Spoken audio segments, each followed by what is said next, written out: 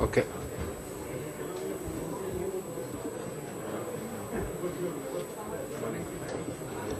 Hi, Annie. How are you? Lovely. So where are you based? In Chennai or in... Okay. So you... I was in, yeah. Yeah, because when I saw your name, I was wondering whether you are India-based or French-based or France-based. So that's fine. We have Alok here with Schneider, who is on the Indian side. So we've got a balance. Before you invite people here, you have to weigh them to make sure they're thin enough. This Wouldn't work with everybody.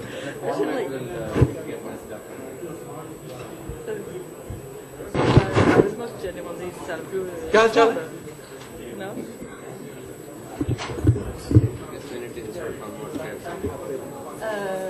Yeah, I think Are we're all gonna the have speakers here?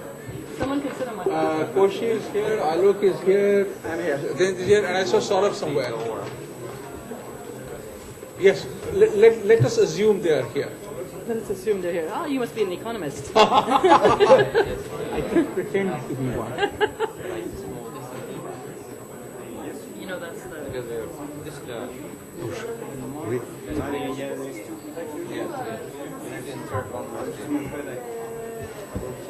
you won't. D'accord. I'm the one in the middle. D'accord. Ok. Ok. J'ai récupéré les brochures qui étaient dans le sac, je les ai mises sur les tables. Merci. D'accord. Oui, non, mais je savais qu'ils étaient là-bas. This is going to be quite a flex. My sister, but I don't, then as the presentation, I will ask you what to do there, so that people you see. Yeah. No, we'll start. I think we will We start. don't have time. They have to register on the website? Okay. Oh, can we get one more Okay. chair? I'll get one more chair. And we will, Oui. and what I think I'll sit here. Hey, Satyad, I want you to start by being here, then we'll ask people, once we start the presentation, we'll ask people to sit there. But I want Okay. people to see you. Yeah. Okay. Well, we always have a population problem, so. Okay. We are trying to find seats Or we can also on the tribune.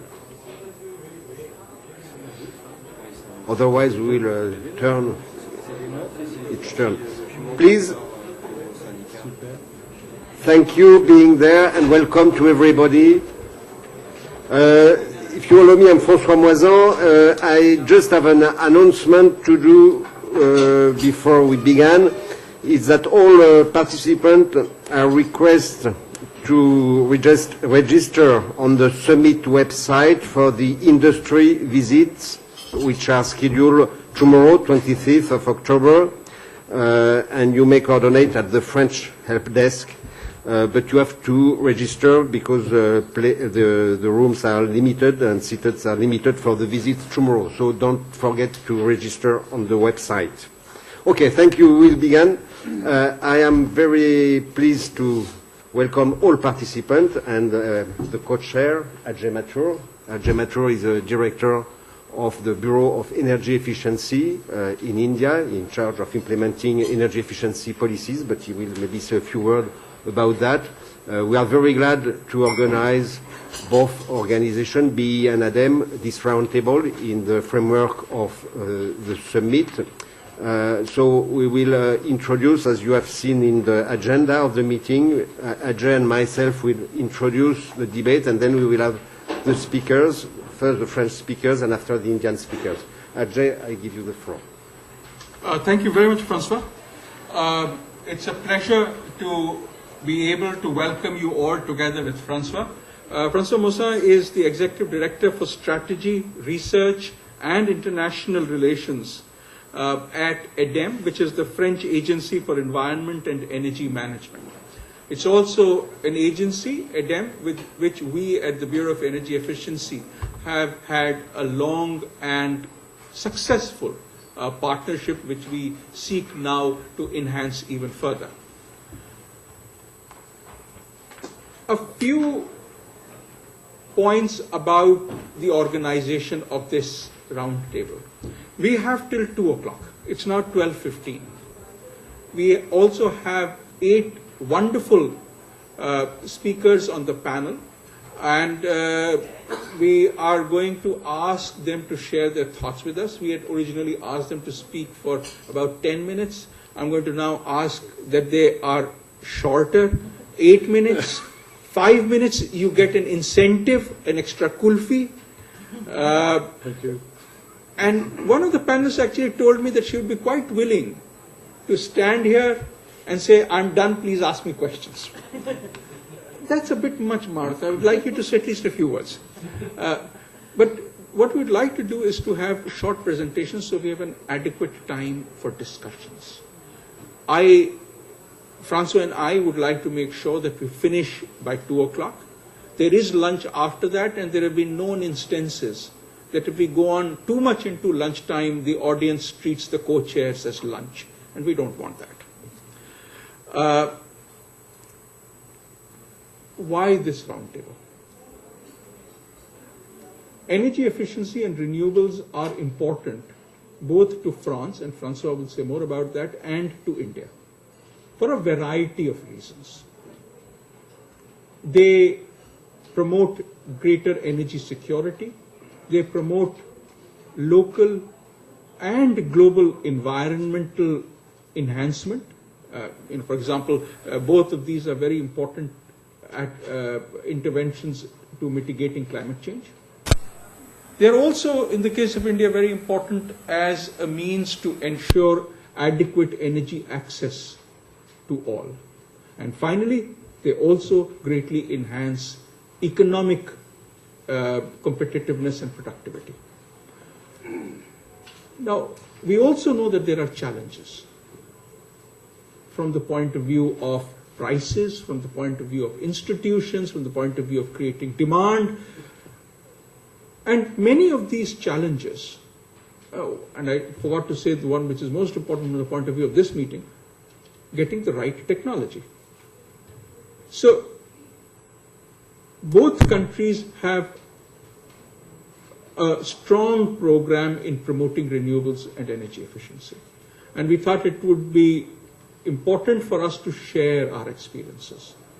Find out what is happening in industry, find out what's happening in policy, find out what's happening in financing, business models, to be able to both share information and, more importantly, find opportunities for collaboration as well.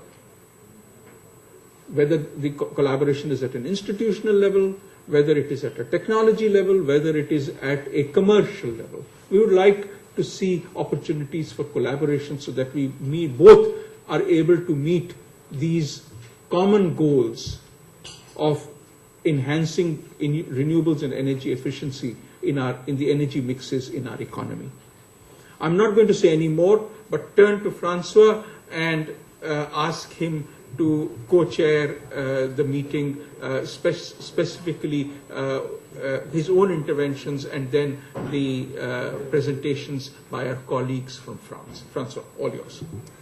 Thank you, Ajay. Thank you very much. I will just take a few minutes to present the situation of energy efficiency and renewable in France, the context regarding policies, objectives, and technologies. And I will use the projector.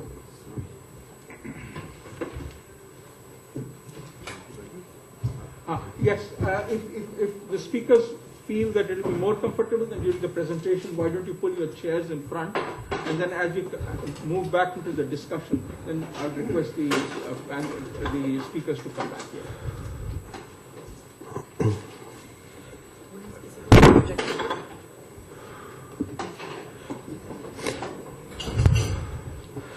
Okay, so a few words about the context of energy policy in France. We had, for 1 year now, a large debate in France about what we call energy transition, and the objectives was to comply with the objectives we have at the EU level in France with 2020 objectives regarding greenhouse gas emissions reduction, The increase of renewable, since our objectives is that renewable will account for 23% in the energy mix in 2020, and the increase of energy efficiency by 20%.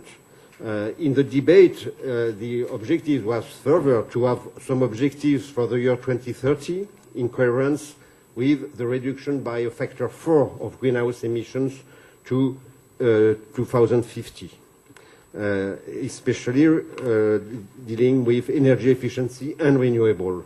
And one of the objectives which was fixed by the President of the Republic in the debate is to decrease the share of nuclear from 80% right now to 50% in 2025. So this debate brings many stakeholders to present some scenarios and some vision, and then the debate is closed now, and we will have a law prepared in 2014 and discussed at the Parliament. Just to present the different vision shared by the stakeholders involved in this debate, you have here the level of energy consumption, energy demand in France from 2010 and the vision to 2030 and 2050. And you may see that, of course, there is discrepancies depending on the vision. Some with a strong decrease of the demand. It was one of the scenarios that ADEME, my organization, was putting on the debate, and some with a less important decrease of energy demand. In the conference organized after the debate last September, the President of the Republic set up that the target for France for the energy demand will be a decrease by 50% in 2050. This is the objective, and it's what was announced. Now, regarding renewable energy, you have here 2 slides of what could be, depending on the vision of the actors, the share in electricity production of renewable in the bottom part of the slide, and of nuclear in the higher part of the slide. As I said, you see nuclear is close to 80% right now, and so the evolution could be very different depending on the vision. And for the renewable, all the vision are seeing on some increase of the renewable, but you may see that the share of this renewable is very different depending on the trajectories. I recall that the objective in 2020 is 33% in France. ADEME is a public agency under the Ministry of Energy, Environment, Sustainable Development, but also under the Ministry of Research. And so we are involved in funding research and innovation. We advise the government on policies. We are conducting awareness campaigns for large public, same as BE, and supporting investments in the field of heat production from renewable, and supporting research and innovation for green technologies. For green technologies, the government set up in ADEME a specific fund of 2.335 billion euros for green technologies innovation, and you have see the decomposition between renewable energies, smart grids, future transport, I mean vehicles, or circular economies, which is out of energy. And with these funds, we co-invest with private sectors in demonstration projects and industrial experimentation, and the projects are proposed by companies. In fact, we share innovation risk with the companies, because we give not only subsidies, but what we call reimbursable aids to the companies. And so if the project is a success, companies ask to reimburse the government through ADEME. This allows also to create opportunities for international cooperation, and beside this fund there is also Institute of Excellence on Decarbonized Energy, which has been funded by government in the field of energy efficiency and renewable. Just a few examples of the techniques and the technologies we are developing with this fund and with the support of companies. It's not exhaustive, it's just some ideas. We had several projects on concentrated solar power generation with, for example, Schneider, KNIM, and Areva. Marta is present there. We have project on PV and specifically on concentrated photovoltaics, which was one very important issue of the call for tenders we have done, but also for the enhancement of the production of silicium and of the efficiency of cells, including thin cells.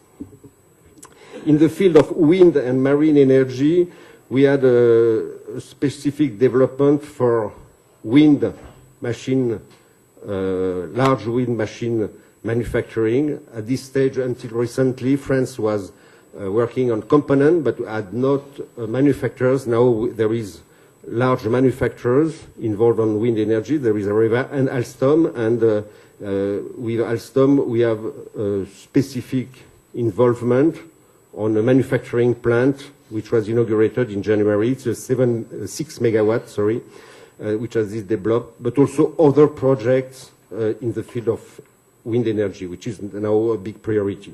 Marine energy is also an important issue in France right now, with several demonstrators which has been funded and which are currently experimented.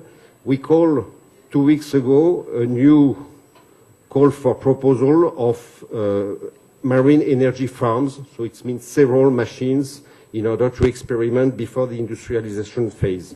And this call for proposal is going on.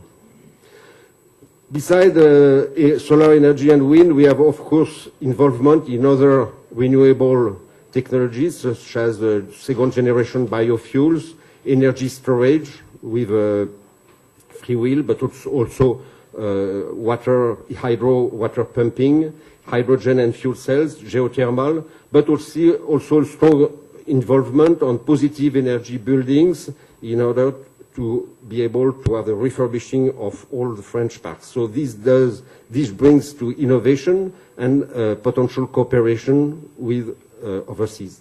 This is on the field of renewable. We have also, as I said, a strong involvement on smart grids development, and we support 15 demonstrators in different territories, going from the integration of renewable energy in the grid, which is, of course, a problem.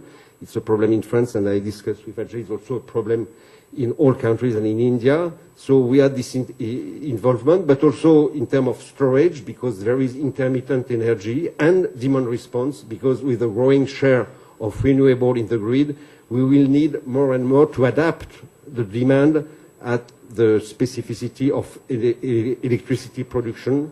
At this stage, we have more than 10,000 households which are involved in this experimentation.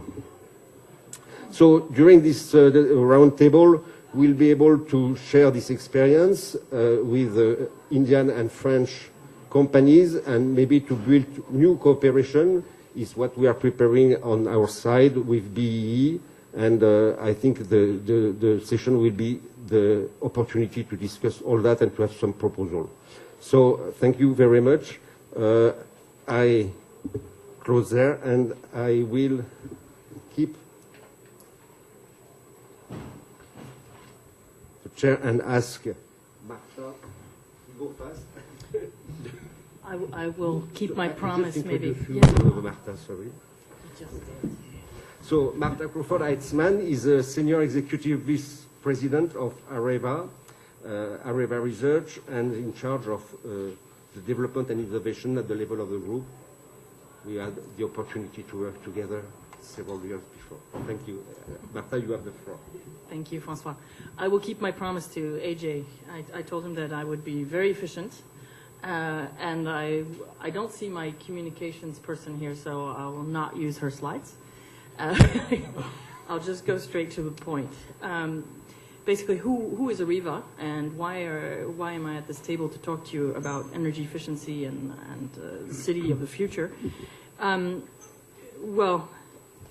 First of all, Areva, most of you, if you've ever heard of Areva, think nuclear. In fact, yes, Areva is very active in nuclear energy, but also in renewable energies. Our approach is to be a leader, a technology provider of electricity production solutions which produce little carbon. So that's our positioning. we're a relatively large group. In this respect, we have 48,000 employees, and we have installations around the world.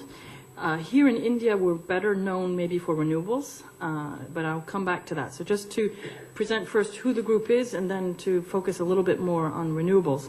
First of all, on the nuclear side, we're today really the only industrial group which is fully integrated vertically in the nuclear value chain. So we operate mines, we build reactors, design reactors, we service reactors, we take care of the spent fuel.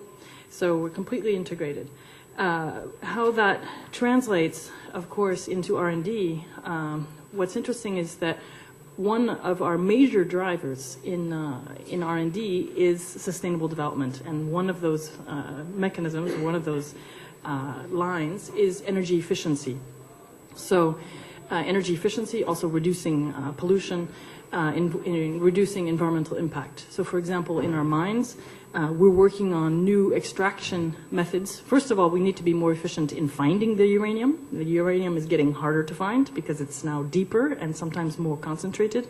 But then we also are elaborating new techniques to extract the uranium more efficiently. On the front end, so basically that's chemical conversion of the yellow cake to UF6, and then upgrading and enrichment. We have done major advances in terms of technologies which have reduced our energy consumption by 50 times on enrichment, 50 times. So that we had a power plant which was actually being used completely for enrichment. Now we're selling that to the grid. We're giving it back to the grid. We're also constantly working on improving the energy efficiency of our own processes. So many of those processes, for example, I just mentioned energy conversion, uranium conversion.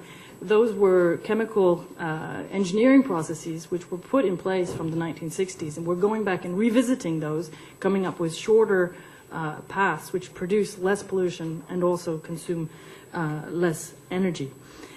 On the reactor side, in R&D, we're very much involved, of course, with Generation 3, which is the EPR that you hear so much about, that we'd like to build here in India, at Chhatrapur. And one of our major research projects is optimizing the design of the EPR so that it's quicker to build, and of course, if it's quicker to build, it consumes less energy. We're also working on Generation 4 designs, of course, which would produce a lot more energy and produce a lot less waste. We have other new concepts for reactors that we're working on, including small modular reactors and accident-resistant fuels, which wouldn't produce hydrogen during an overheating event. On the services side, one thing you should know about AREVA, which is somewhat unique also, is that because the group was formed by the amalgamation of various other groups, nuclear operations, we have the full gamut of expertise on pressurized water reactor, on boiling water reactors, on VVERs, on CANDUs. That doesn't really exist anywhere else. The reason for that is historical. In France, of course, we used the pressurized water design, reactor design, which was based on a Westinghouse, so we have that expertise in-house. But in the last 20 years, we've amalgamated. We have Siemens Nuclear, which is a boiling water reactor know-how, as well as VVER. And then in the United States, we bought ExxonMobil, their nuclear operations, plus Babcock and Wilcox nuclear operations. And that is what gives us the full range of expertise.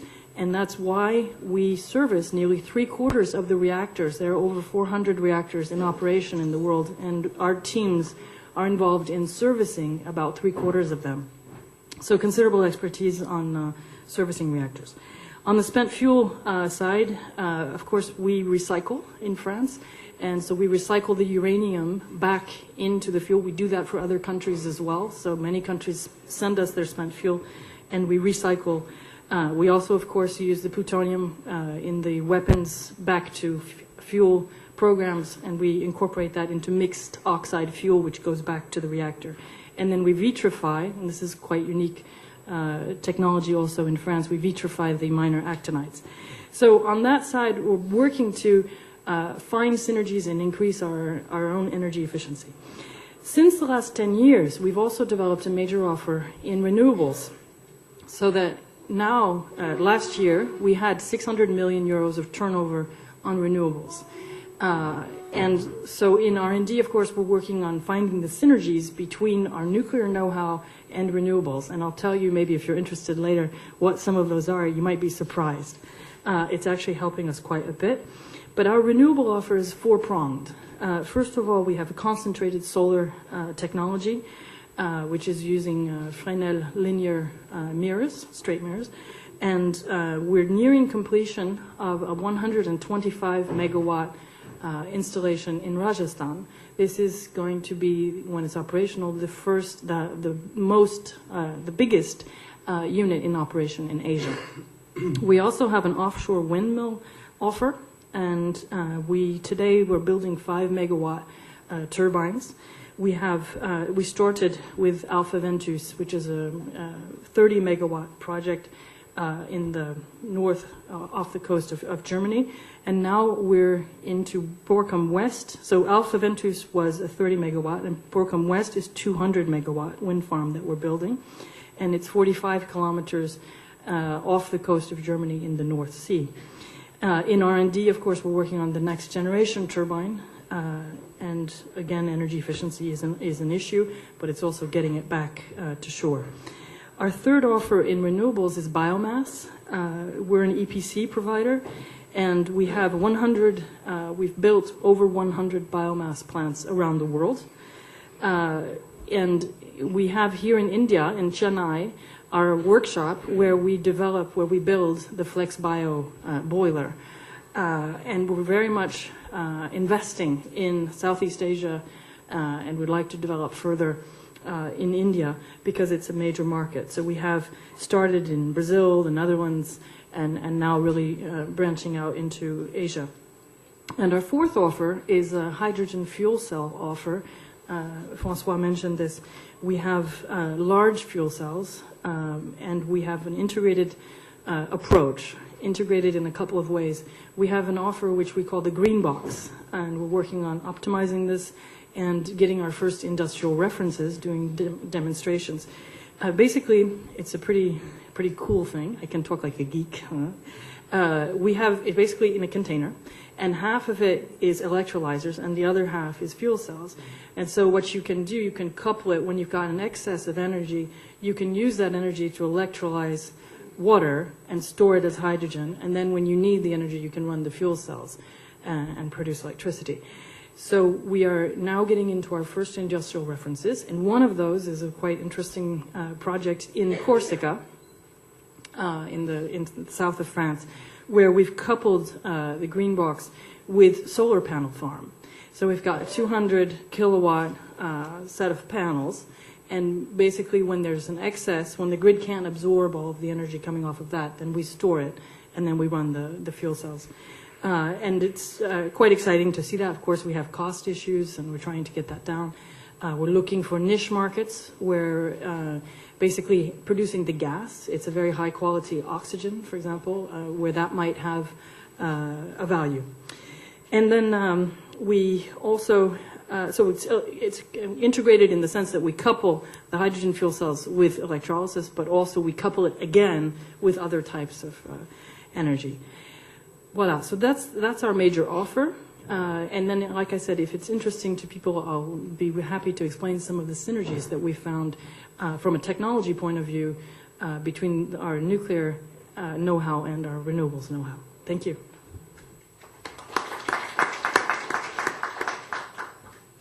Thank you, Marta. Thank you very much, and for the concrete illustration of the project developed by Areva and the cooperation already existing with India.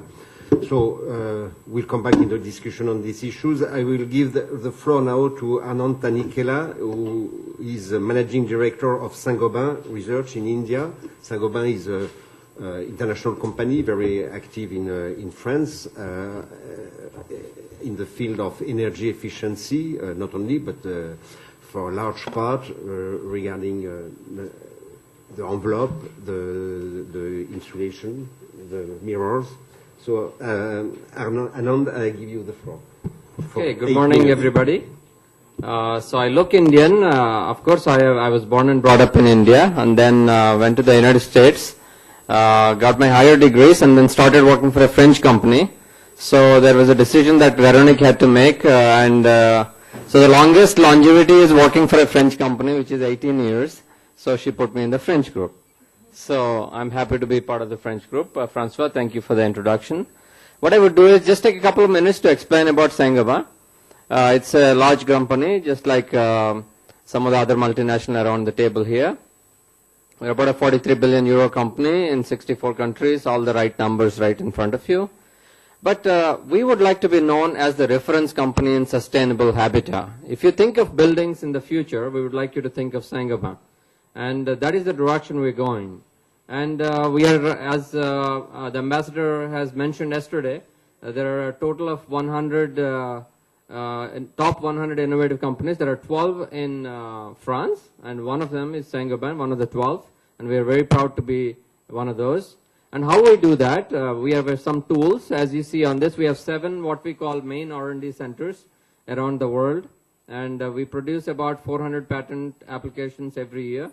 And we have actually 1 in 5 products we make, 1 in 5 is made in the last 5 years. So which means our entire portfolio renews 5 years. And for a 365-year-old company, I think we are very proud of that. And of course, we have higher targets.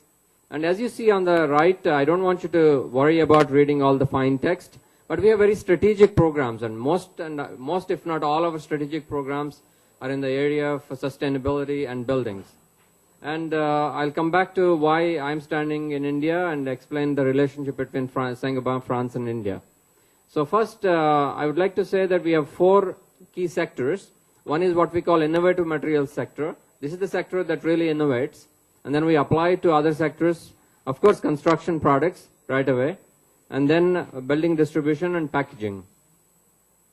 So if I were to summarize within the habitat markets, if you want to call it, we apply ourselves in residential renovation, residential construction, non-residential renovation, infrastructure, and non-residential construction. Those are equally sort of distributed in these areas. Now let me get to today's topic, which is energy efficiency. So I give you a bit of overview of Saint-Gobain, and then the context. I think we all know the population is growing, and energy prices are going up, fossil fuels are going away. In this context, what do we do?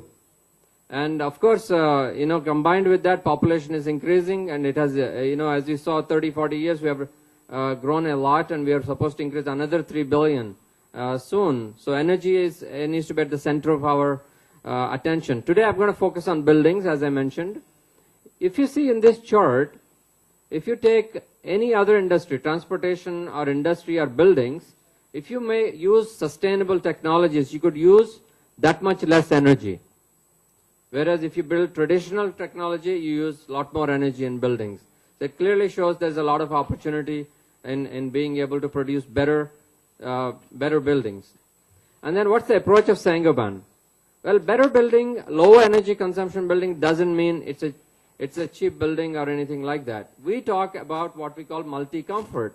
We all have 5 senses, and we would like to basically make all 5 senses feel comfortable when we build future of the buildings. As you see here for the touch, which is really the thermal comfort, smell, which is air quality, and vision, which is daylighting, hearing, which is acoustics, and then we replace the tongue with the brain, a bit of social responsibility. And so at the end, if I were to ask you to take one message away, it is possible to build buildings with multi-comfort in an energy efficient way. It is possible. And of course, I won't in the interest of time, I would go quickly. Now, majority of the building design, majority of this multi-comfort building design, in the design phase is when you control.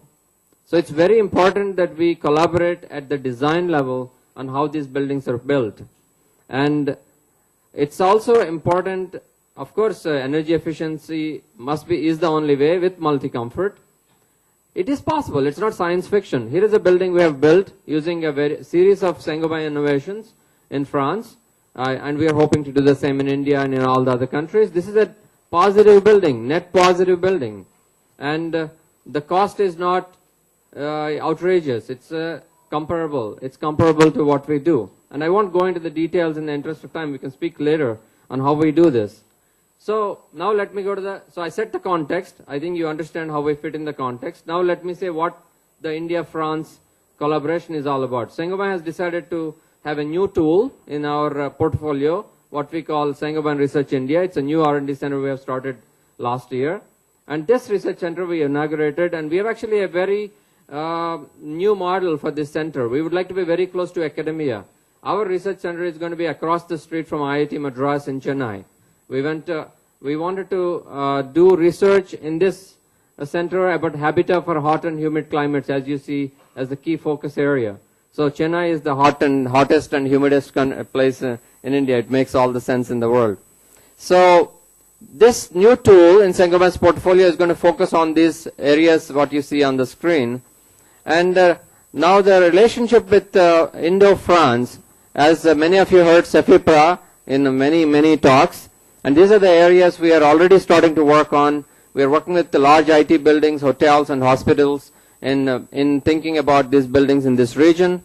And one of the key things, which was a great point made by in the inaugural talk as well, which is this R&D center will focus on multi-comfort in a frugal manner. That's what we are bringing as an addition to this particular press. In that context, we have just signed an MOU with CEFIPRA, where we're going to do collaborative research with public institutes. In fact, if any public institutes have ideas, please come see me or my colleague Ajay, who's in the audience, and we can talk more about what are the specific solutions for hot and humid climates.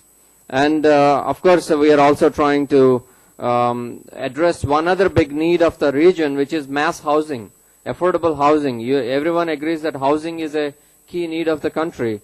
We would like to think of frugal, multi-comfort housing for India, in addition to, of course, commercial buildings, etc.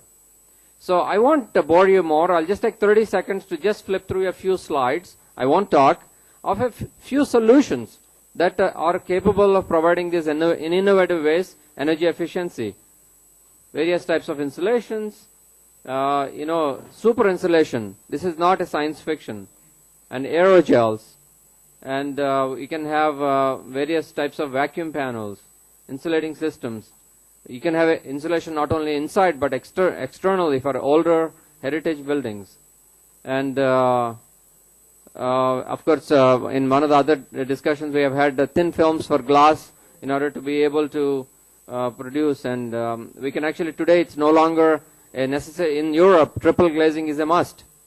And I think in order to meet the future guidelines, and we hope to do the same in this part.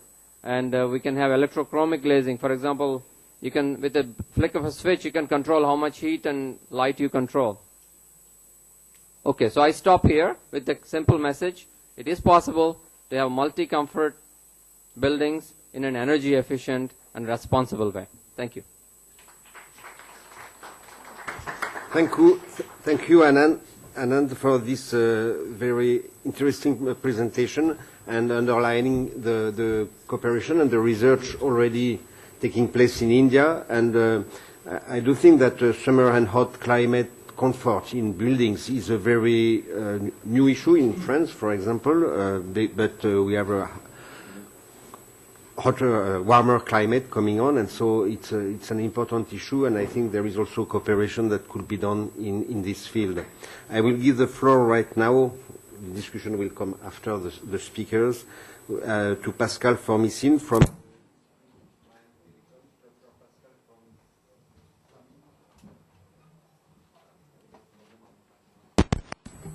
no, it works. Dr. Pascal Formicine is in charge of international relations at the Mines Telecom Institute and in charge of Carnot. He has a short presentation. Really short. Okay, I give you the floor.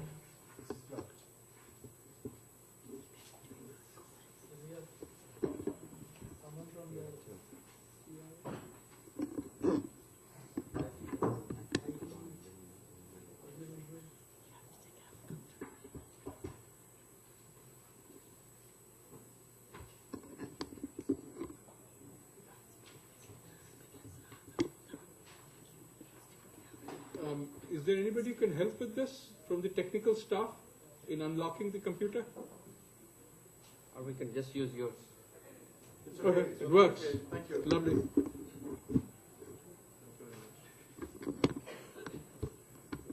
Yeah, thank you very much. Really briefly, I like Coolfield, so I'll try to do 8 minutes.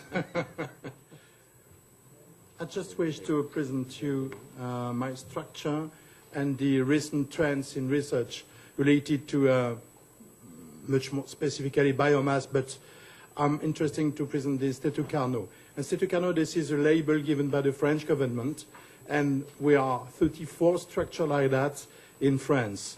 And these 34 structures unify, in fact, different laboratories coming from different high schools.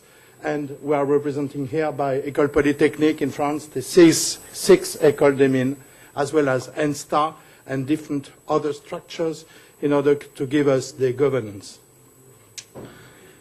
I am in charge of the international relations for the Carnot Mine, but I'm also a scientist especially dedicated to energy. The organization, this is just in order to show you that the Institute Carnot Mine really is dedicated to the socio-economic challenges. It means this is the primary in recycling materials, as well as the energy for the future.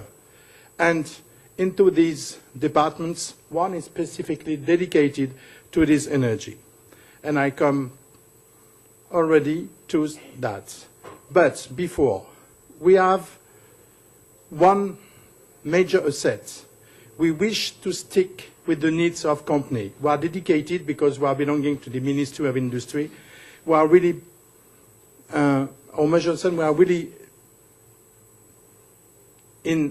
are really a big interest by accompanying companies into research and especially dedicated to industry and engineering. And so this concept of research oriented towards industry has been set up by Pierre Lafitte in 1967 and is really a richness of diversity for us. So, in terms of Department for Energy and Process Engineering, first the context. As explained by Pierre Moisan about the policy given by the French government as well as the indication given for 2050, we are expecting in terms of limitation of environmental impacts of energy supply system and industrial process. We are also aware of the scarcity of natural resources such as fossil fuels. The third one, this is the challenges. Challenges, this is what renewable energy, of course, but also this notion of mixed energy, mixed integration. This is really important today to have in mind that our type of society, our type of life will probably finish in a short term. And so we must find a new model in terms of economic model, but as well in terms of social and urban model. How to live, how to make sure that one city is livable and also affordable. And the third one, this is the energy efficiency, of course. Decarbonation and the contribution, this is for scientific and technological act as well as management tool for decision making. So this Department of Energy and Process Engineering, this is around 300 scientists with the eco-design of process and energy efficiency, with the decarbonation of fuels and processes, and with renewable energy. I wish to focus now about the biomass perimeter. In terms of treatment and material recovery for the production of heat, electricity, and alternative fuels, we have one process which is quite simple, but which shows day after day its efficiency. Formatting, fermentation, crushing, especially with biomass. We tried that with wood. We tried that with other vegetables. We tried that with waste, especially organic waste, and other residues.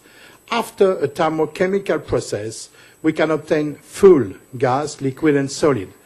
I just point out the fact that the emissions threatened are quite difficult to manage. And so I come back about this emission treatment, and especially in the term of gas treatment, because this is one big point which is quite difficult to solve. And after that is the energy production in terms of energy, but also, in terms of environmental assessment. This is really important to produce new energy, or renewable energy, but we must also have an idea of the impact of the environment. And this environmental assessment is one of the big key, in fact, in terms of study. And after the characterization. In terms of gas treatment, I look at okay? In terms of gas treatment, processes for air, biogas, and flue gas treatment.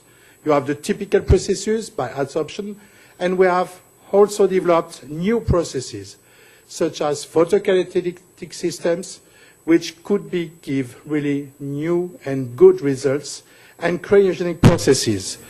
We have dedicated 1 pilot scale prototypes under realistic conditions. Realistic, it is really realistic conditions, not conditions, ideal conditions. And the second one, with the complex gas mixtures. This is thermodynamic properties and performance aging. In terms of example of pre-processing, this is a pre-treatment. This is the dewatering and drying of wet biomass. We have thermally assisted mechanical fractionation with the process design, with the process optimization to maximize the added value of the fiber-free extract and the fiber-rich solid fraction. You know that in biomass you have really poor fraction and you have really rich fraction. We are really focusing about this rich fraction in order to extract it and after to valorize. And the energy integration, of course. In terms of sludge mechanical dewatering and thermal drying, the bottom-down approach of the design for the specific dryers, and characterization of sludge. You know that the sludge, this is one of the big points also. This is a big point in India. This is a big point also in France. And we are looking for really avoiding that. And the emission characterization. Thermochemical conversion of biomass and residue, thermal treatments, steam gasification, pyrolysis and gasification are also of solid residues, are also something we are dealing with. I just focus 1 minute about the biofuels and alternative fuels. What's the matter? Vegetable oils, cooking oil, plastic waste, fish fats, animal fats, are really, I lose time first. I'm really mixed just in order to give alternative fuels. By salvaging all these residues, and with the mixed, we can produce fuels, and this is quite interesting. And used tires are also integrated in that. So, an intense benchmark, but I have no more time to explain you, and I believe I finished here. Thank you very much. Thank you, Pascal. Sorry to keep you short, but thank you very much for the presentation of all these axes of research and priorities which could be shared with India. Yes. So I will give the floor to the last speaker from France, Cyril Carabot. He's the General Secretary and coordinator for export for the CER. The CER is the syndicate, the union of renewable energy companies in France. So the association of these companies, and he will give an overview of the French skills. Thank you, François. So if we want to be on time, I have 1 minute for my presentation, so I will be quick.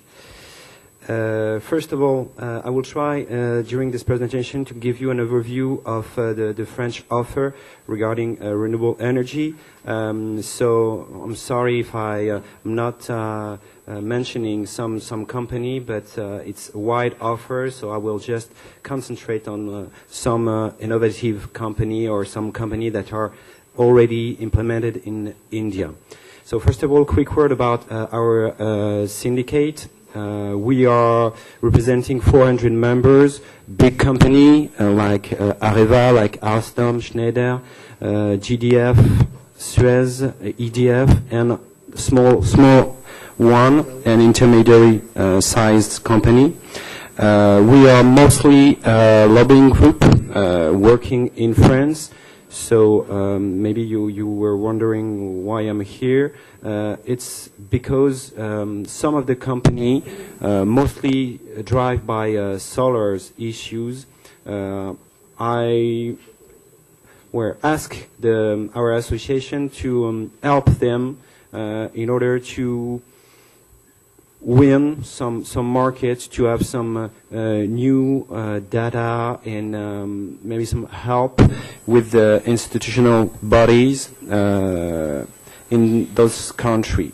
First of all, just a quick overview on the Indian objective. We welcome Narendra delegation last spring, and we initiate some collaboration thanks to AFD. This is the potential through 2017. So there is a lot of opportunity, market opportunity for the French company in India. The feedback I have so far, I will let aside the big group. Not the main concern is from SME who doesn't know very well how to integrate this market, to approach it, and they are willing to find partners and help in maybe to integrate this market, to enter this market. The initiative I was talking about earlier, it's France Solar Industry. This was launched less than 1 year ago, thanks to 3 ministers who were present at the inauguration, and supported by trade, ecology, and foreign affairs in France. You see on the bottom the 30 companies that have joined this initiative. And their main goal is to gather the company in order to offer integrated solution, either turnkey project or enhanced grid solution and so on. So we are working to group those companies in order to added value to their offer. Just small, quick overview. I will just focus on solar, wind energy, and hydro, the main target. This is, you see on the left side of the slide, you have the 3 different PV system French company are proposing and the technology. Some of them are listed on the right hand side. What I wanted to stress is that initially the French market in the PV sector was built on incorporating the combined function of electricity production and waterproofing of roofs and facades. That is was a wish of the French government in order to be more competitive abroad. So we have developed building integrated offer with photovoltaic tiles, for example, waterproofing membrane, PV solution protecting against adverse weather and shade, and you have the company example of company that are doing this business. In CSP, you had a very great presentation of the Areva offer. Also other company, CNIM, Solar Omed, medium-sized company that working on also the Fresnel technique. Alstom, which is more on the central receiver technology. And the main issue for this technology, renewable, is storage. So here you have a work in progress in storage capacity that is more and more demanded in the call for tender. For example, Saudi Arabia is specifying a 3-hour storage in the first tender they will launch. Concentrated photovoltaic, also a promising technology. We have 2 companies in France that are dealing with this technology. One startup, Heliotrop, which installed its first pilots in Mexico and working with ADEME, and Soitec, who is more in the industrial phases, with a factory that are running in California and South Africa and projects already in the installation phases. This technology, I think, are very interested by, let's say, put a foot on the Indian market. And during the exchange with IREDA, I think they are interested too, so maybe we can work together through this company. Wind energy, we speak briefly about that. You see on the top, there's small company with specific offer. Vernier with a hurricane-proof wind turbine that can be tilted when a hurricane is coming. You have Leosphere with a measurement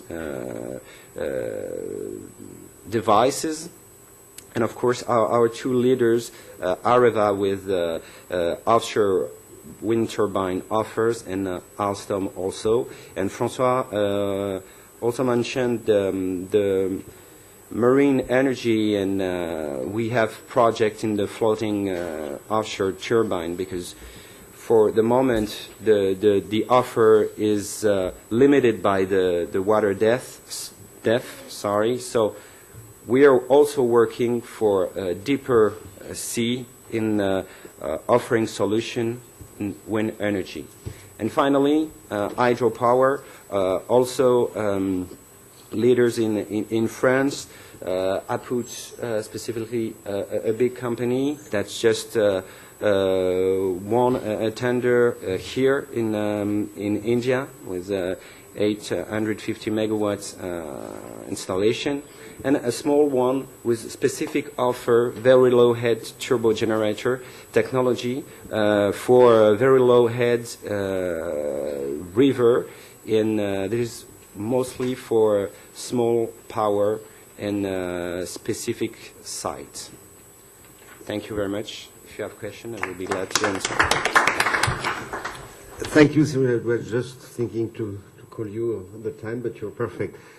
Thank you very much. So this closes the French presentations. I just tell the audience that there is on the 3 tables there some brochure about that